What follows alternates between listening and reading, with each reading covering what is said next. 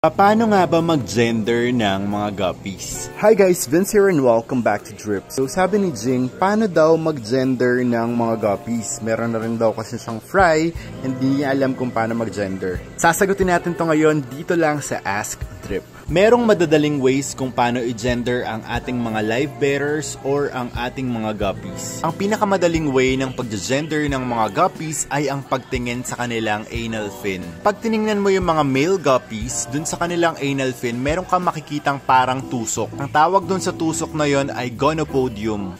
Ang gonopodium ay yung organ na ginagamit ng ating mga male live bearers para i-transfer yung kanilang sperm dun sa ating mga females. On the other hand, kapag kayo naman ay titingin ng mga female guppies, titingnan nyo na dun sa kanilang anal fin, ang makikita nyo lang ay isang ventral fin. Wala silang tusok dun sa kanilang bandang tiyan. Sa mga albino guppies, makikita mo na kulay orange yung kanilang belly. Pag regular naman or black yung mata ng inyong mga guppies, makikita nyo na color black. Ang tawag dun sa color black na yon or dun sa color orange ay gravid spot.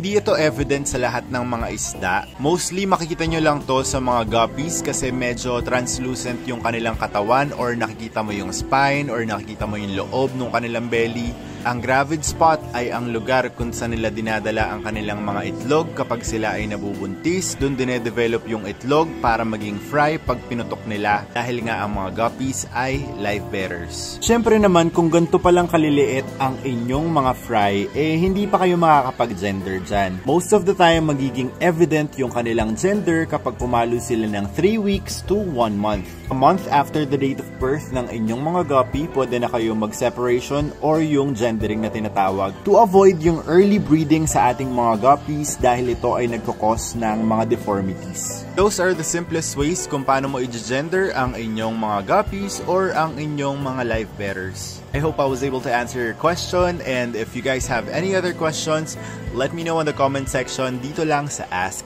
Drip.